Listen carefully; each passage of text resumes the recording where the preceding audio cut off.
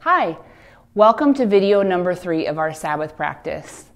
This video is going to talk a little bit about an actual Sabbath day or Sabbath time. And so before we get started, I'm going to read Matthew 11:28 through 30, and it says, "Come to me, all who are weary and burdened, and I will give you rest. Take my yoke upon you and learn from me, for I am gentle and humble in heart, and you will find rest for your souls. For my yoke is easy and my burden is light." Mark Buchanan, in his book, The Rest of God, talks about this practice of Sabbath as a shift in our thinking. And more than a ritual or a practice, it's a change in our perspective. It doesn't always necessarily change all of our circumstances, but it can form our heart. And this practice helps us rehearse over and over. And traditions, if you can think of traditions, they help remind us of what season we're in and what time it is, and they help us sort of enter in. And with the practice of Sabbath, there's so much room to play and practice and actually have fun with your time. And there are a lot of rules and things you cannot do, especially with the practice of Sabbath. There seems like there's more about what you cannot do and what you can do. And these things are beautiful in their purpose, and they set sort of a structure in place, but it can be really hard to uphold something like that. And if you want to practice, if you want to go bananas for that, go for it. But that's not the ultimate goal. And there are no requirements.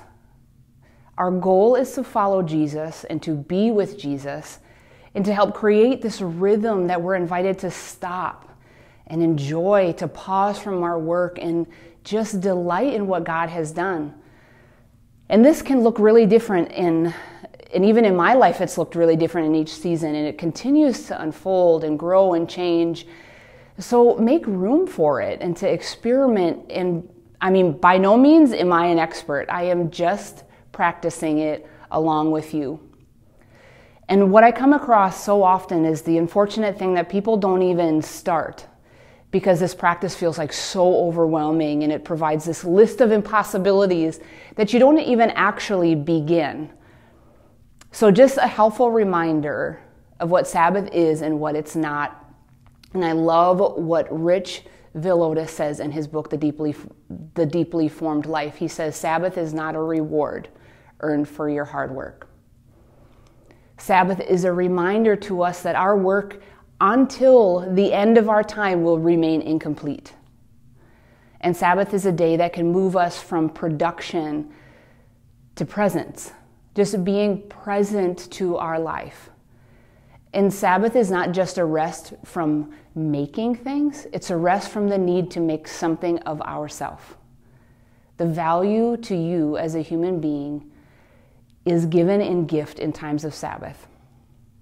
And Sabbath keeping is not just about this practice, it's about a person, and that person is Jesus and being with him.